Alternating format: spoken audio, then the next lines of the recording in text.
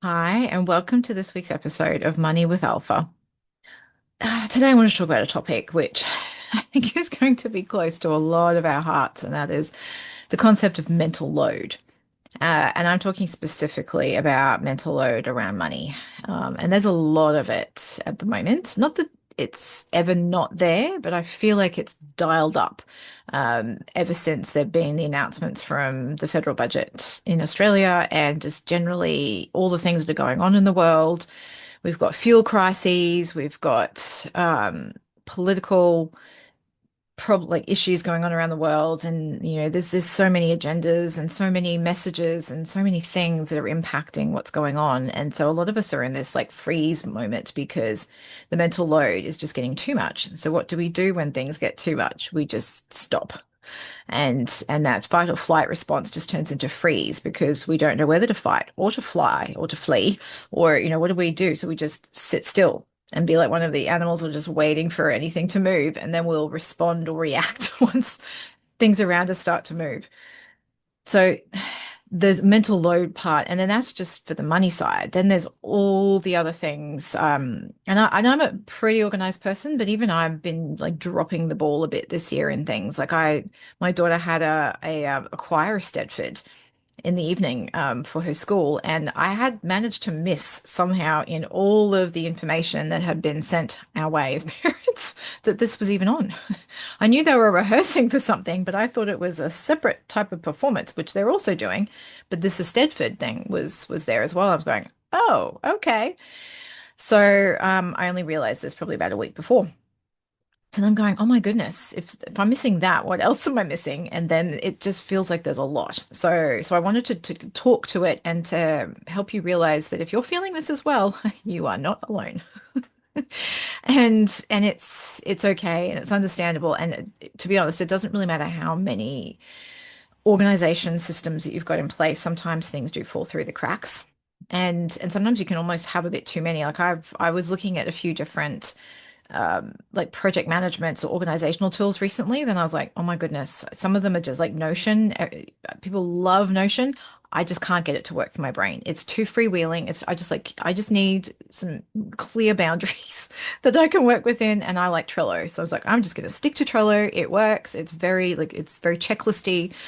I don't need it to be as creatively free flowing. But if it works for you or for anyone else, that's fantastic. It just does not really work for me. So you find what works for you and stick to it. Now, in terms of addressing the mental load, I just want to call out what that can specifically look like because you'll possibly have heard, oh, you should be doing this, or I do this, and this is what works for me. I just wanted to kind of bring it all out into the open because I was having a conversation with someone this morning, and we were talking about sort of calculating some costs and that, and of course I bring up my spreadsheet or and to start to do that, and they're like, oh, that's your department, I don't like spreadsheets, and this is something we're collaborating on. So I was just like, that's my wheelhouse, so I'll do that part. You've got other talents and expertise you're bringing to the table, so we'll let you focus on that part. And I can contribute and collaborate and brainstorm. But when it comes to managing the costs and the spreadsheet and all of that, I will do that. That's fine. So it doesn't have to be about spreadsheets, and it's not even about reports. What it is about, though, is knowing what your key numbers are.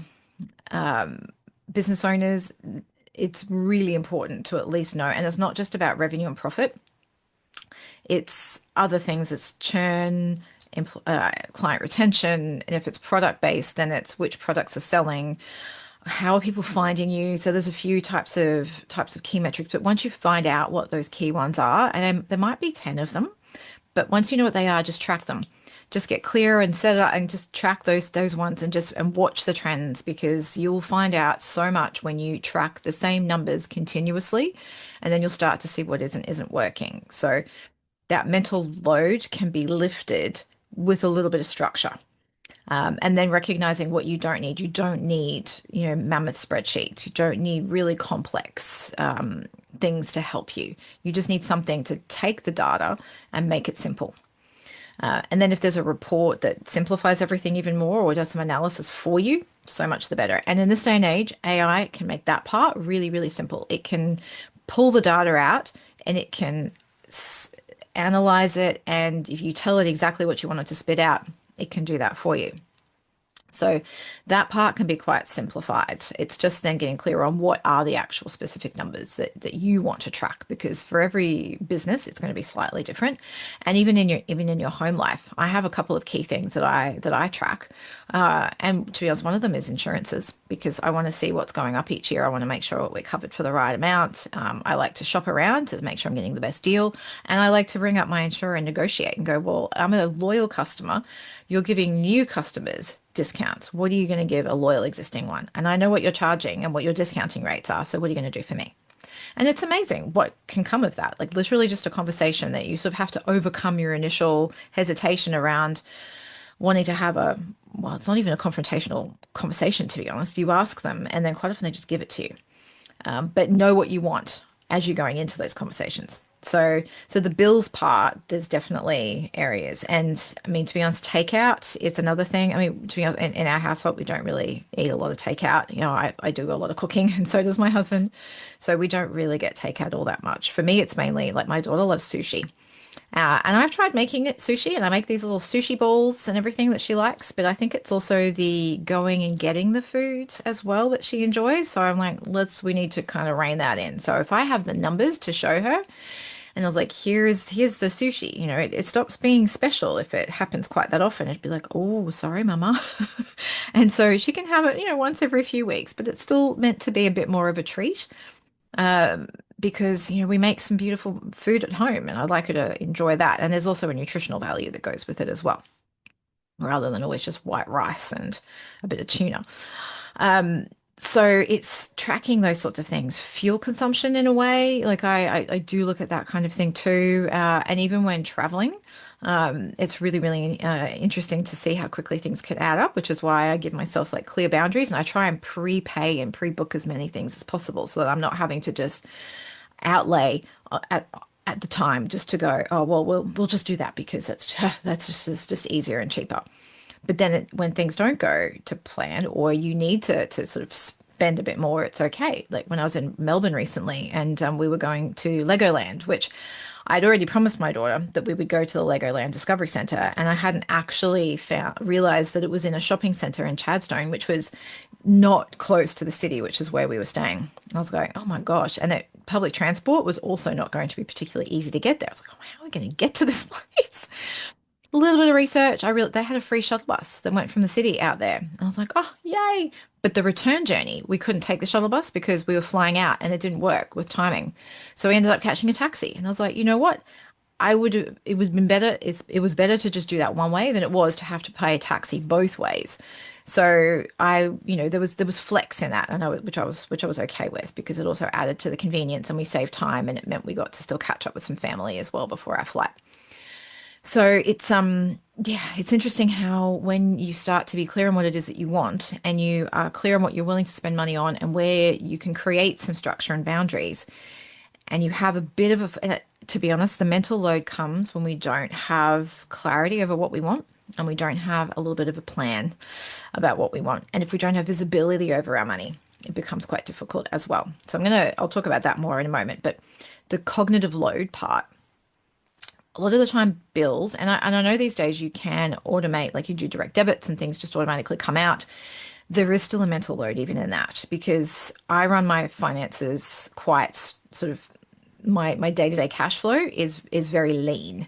So I keep money sitting in high interest bank accounts and then I only really pull in when I know stuff needs to be paid. So it has meant that once or twice one of my direct debits into an investment fund has actually kind of gone, oh, you don't have enough money in that account. I was like, oh boy, are we at that time of the month again? So I need to transfer that.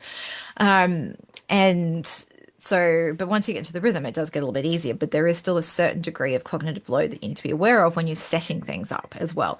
Is there ongoing cognitive load that's going to come as a result of this? And to just be aware of it ahead of time, because where the load part is when something comes at you that's unexpected or that happens that you weren't planning for. And then you're like, oh my gosh, it's just piled one more thing on top of this like house of cards and that everything feels like it's fallen down, even when it's only really that one thing. But it's the visceral feeling in your body that things aren't going the way that you were kind of hoping that they would. So that's where that cognitive load is. That's that disconnect between expectation and reality. So the other part that I'm noticing a lot is the decision fatigue. And it doesn't even have to be decisions around money. It's when we go into even to a restaurant. Where do you want to sit? I'm like, I don't care. I really don't have to make that decision. So when a seating person comes and actually takes us to our seats, I was like, oh, thank you, because I don't have to make that decision.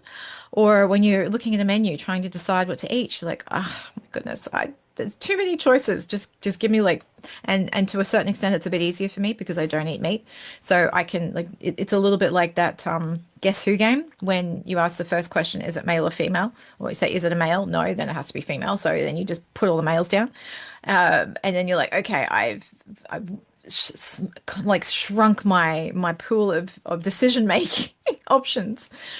So I can just like get rid of all of the meat options, and they're usually the majority anyway. And then I can just be left with, okay, well, I can have this, this, or this. All right, I'll have that then. So it's one way of trying to reduce the cognitive load is to discount all of the things that you definitely don't want. And this is where it's clear. When you're clear on what you don't want, then you can start to get clearer on then what you do want. But then you've got to make that decision. So you do have to pick the meal on the menu, otherwise you're not going to eat. But the decision fatigue part is real. Another example of that was the milk section in the supermarket. Oh my gosh. And I don't know why, but I literally stood there one time. I can't even remember what was going on around me at the time. I just remember this specific situation where I'm standing there staring and I couldn't even get it in my field of vision. I had to like swoop my head from left to right and back again just to see all of the different milks that were there. And I'm like, and this isn't just even regular milk. This is all of the alternative milks. There's multiple options in the alternative milks because I don't drink dairy milk. And I was looking for almond milk, just going, oh my gosh. And then, of course, you've got to read the ingredients because they're not all created equal. Some have all of these oils and gels and whatever else is they put in there. It's like, I just want almond milk. So now I make my own because it's just easier than it is to actually stand in the supermarket and look. I found a recipe that I like. I know how to make it. I've got the nut milk bag. I have the little containers. I put them in and I put them like I've got my structure and now I just do that. So I keep some in the freezer and then I know when I'm going to need it. I take it out the night before and then I have it for the next day and it's homemade almond milk. So that decision fatigue part then flows through into the other areas. But then I've got that sorted and so I don't have decision fatigue over that anymore. And then once you have a specific destination, like if it's investing, you're like, okay, I feel like I've got to do all this research. What do I'm actually going to choose? You know, my husband's going through this at the moment. He's looking at different ETFs. He's like, there's so many. I'm like, yes, there are. And so I can give him a short list and we can talk through what it was he actually wanted to achieve. And so we can start to do some research specifically on that, not just I want to know which ETFs to invest in. I was like, okay, let's narrow the field down a bit, shall we? So we managed to like ask a few questions, delve it down and figure out what it was specifically that he wanted, and then literally found the only ETF that ticked all these boxes. And that was an interesting exercise because when I do this with clients, again, we do have to distill it down, and they're not quite as specific quite often as what my husband was looking for. But it's a lot easier when you are a bit clearer on what it is that you want. And you have sort of a sense of direction that kind of that's guiding you with that clarity to the answer. So the decision fatigue part starts to fall away when you become clear. If you're clear with yourself on what it is that you want with your money, do you want to keep more? Okay, let's focus on how to keep more first. Do you want to grow it? All right. Well, how do you want to grow it? Do you want to grow it with property? Do you want to grow it with shares? Do you want to trade shares? Do you want to invest in shares? Like, there's a couple of different options. Once you sort of figure out what you want to do first, it's not to say that it's the only thing you're going to do, but it might be the thing that you want to start with. Let's do that. And then you can figure out the next thing and then the next thing. So it's really breaking it down into actionable chunks with tasks that are prioritized. Helps you so incredibly to get going on the path. And it's always going to be moving, and that's where the flexibility part comes into it, and then also that review. And just a little bit of a side note, I was listening to a podcast recently where they're like, "Don't look back. The past is gone. You know, you need to move forwards." I'm like, "I'm sorry, I disagree.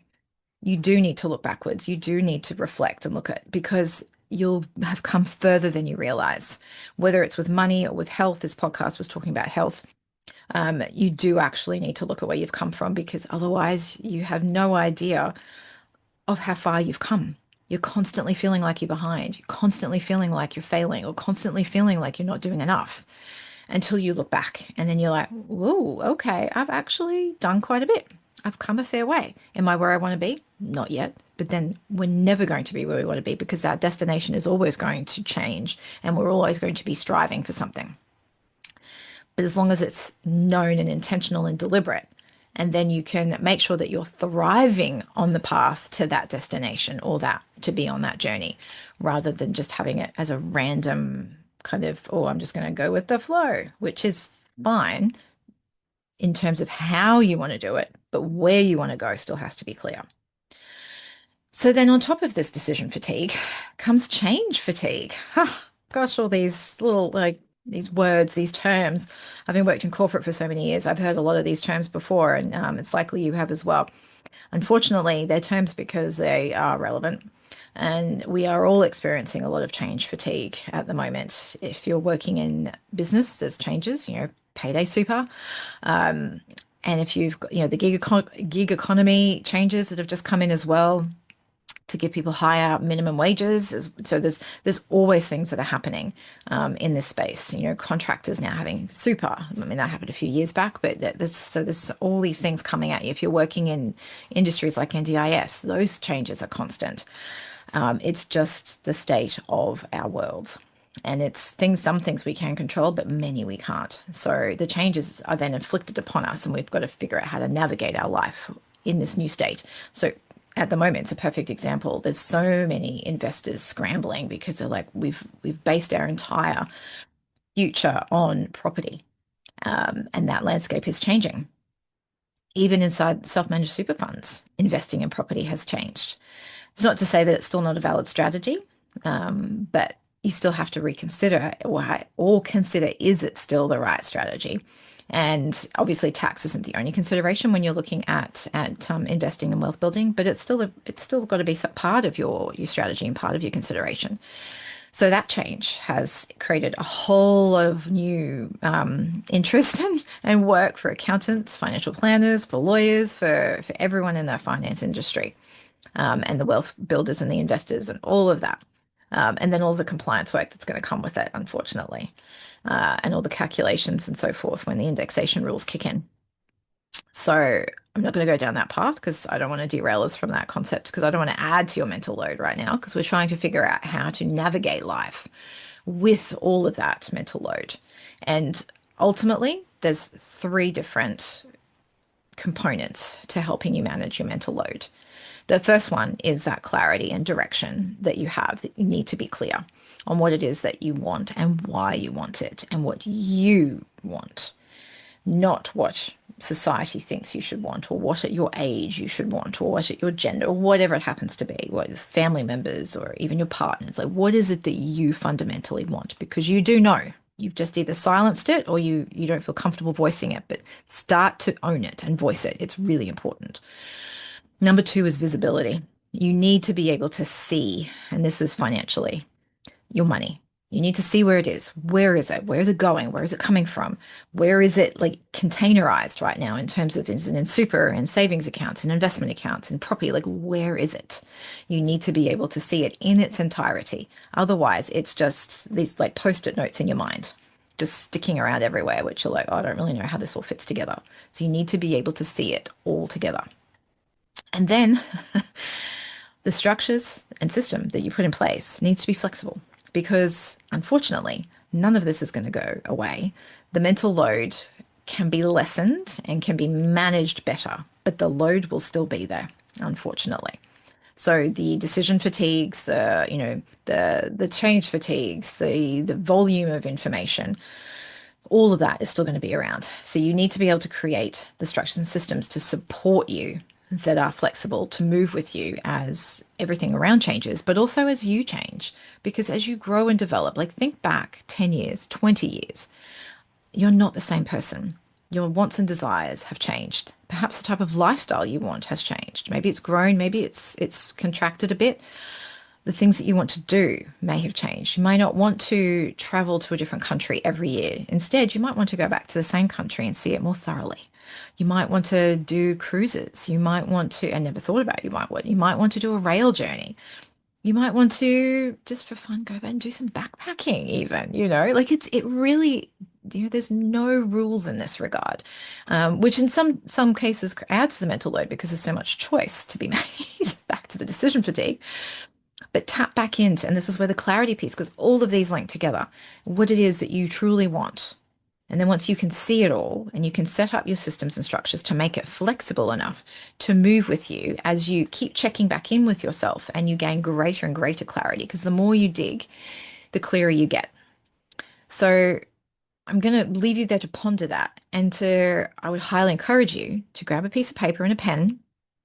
If you prefer typing, you can do that, but I really think there is something about like the pen to hand connection and the brain connection that goes with that. And just start to journal. Just start to write out anything that's come to you after you've listened to this podcast episode and go, okay, what do I really want? Where is my money? And that's another thing. You can just start to create a list. Just write down, okay, I've got this here, this here, this here, this here, and just start to kind of gauge it all together. And if you do want a system to help you with that, then that's why I created the Prosperous software. But you don't need to start there if you don't want to, but you just start to write it out.